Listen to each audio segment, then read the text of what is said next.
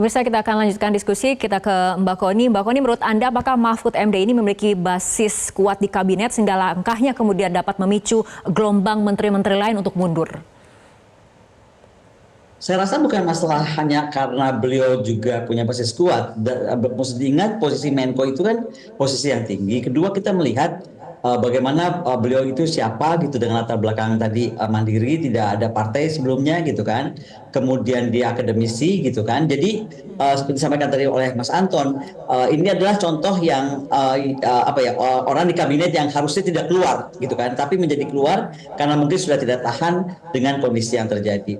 Tadi disampaikan misalnya saja ya, saya rasa sih terjadi kepada Presiden Jokowi itu hari ini adalah apa yang kita sebut di dalam politik itu despotisme gitu.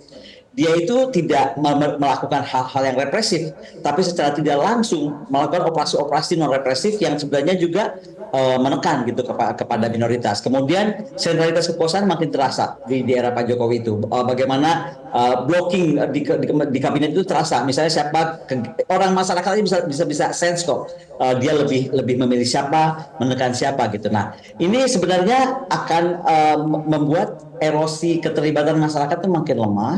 Oke. Dan ini yang mungkin disadari Pak Mahfud, bagaimana akhirnya beliau ingin memberikan contoh dan memberi warning kepada Pak Jokowi sebagai negarawan, harusnya memberi contoh seperti ini. Kira-kira gitu. Oke, baik Mbak Koni, mengenai posisi Menko Polhukam sendiri ini tentu merupakan jabatan yang sangat strategis. Kira-kira menurut Anda siapa yang akan mengisi kekosongan ini? Apakah nantinya pilihannya memang semata-mata soal perhitungan politik atau seperti apa?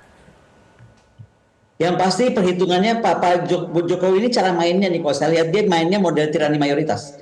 Jadi dia akan bikin misalnya sekarang gini, misalnya dia percaya geng angkatan darat nih, misalnya kalau dari TNI ya, maka pasti yang diambil mantan Kasat, mungkin yang lagi pengen banget jadi Menhan, Pak Dudung misalnya, mungkin saja gitu loh itu yang diambil, atau siapapun. Tapi ini kelihatannya akan dimainkan orang-orang yang tadi dia anggap dia bisa pegang terus atau dia paling trust dan bisa dia bisa dia tanda kutip ya, intervensi menuruti apa saja walaupun itu tidak beretika. Itu. Jadi dia nggak perlu orang-orang yang punya integritas tinggi hari ini. Yang dia perlukan adalah orang yang setia mati apapun yang dia lakukan untuk memenangkan putra mahkotanya misalnya.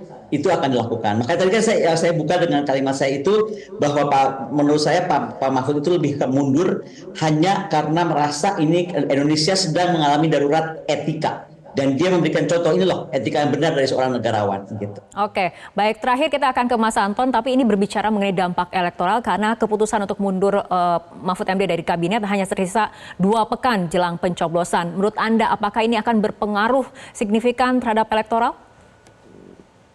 Saya pikir kalau misalnya punya pengaruh signifikan jelas punya pengaruh ya. Karena kalau kita patut ingat waktu Jokowi bersaing ketat dengan Pak Prabowo, itu ada namanya konser 2 jari.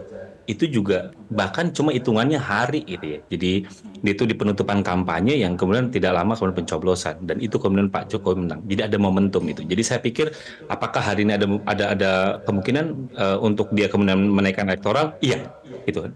Tinggal pertanyaan adalah bagaimana kubu 03 memaksimalkan itu, mengkapitalisasi dukungan publik, simpati publik terhadap Pak Mahfud, lalu juga ada kegundahan publik ini dikapitalisasi yang kemudian itu bisa diarahkan untuk memilih 03. Jadi pertanyaannya bagaimana strategi barunya dari 03 bagi saya. Tapi apakah ada efek elektoral? Jelas ada. Jadi kalau misalnya orang, wah ini udah terlalu, tetap ada karena kemungkinan kan Pak Prabowo kan juga sendiri untuk nebus 50% kan juga masih effort. Walaupun ada sejumlah masih butuh effort gitu. Jadi ada ruang Pak Mahfud tuh dapat 5% udah cukup gitu untuk kita kemudian membuat 2 putaran.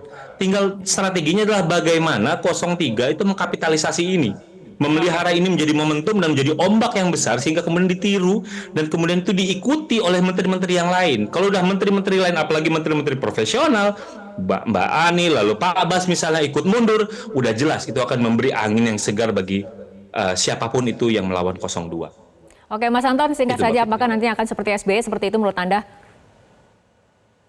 Saya menduganya itu, dan saya sih setuju untuk misalnya pemilu ini 2 putaran dibanding 1 putaran, karena saya pikir rakyat butuh banyak informasi, dan saya pikir tidak cermat dan tidak elok kita misalnya alasan kita untuk menghemat. Enggak, kita butuh pendidikan politik yang masif, yang baik bagi rakyat gitu. Jadi memberi kecerdasan kepada rakyat bukan alasan bahwa pemilu 1 putaran lebih baik, hemat dan lain, bukan, tapi bagaimana informasi pendidikan politik kepada rakyat itu menjadi lebih banyak dan lain-lain. Dan saya pikir 2 putaran adalah salah satu cara untuk memberikan pendidikan politik yang jauh lebih baik pada rakyat. Itu. Oke, baik. Terima kasih Mas Anton dan juga Mbak Koni telah berbincang bersama kami malam hari ini dalam Prime Time News. Jelajahi cara baru mendapatkan informasi. Download Metro TV Extend sekarang.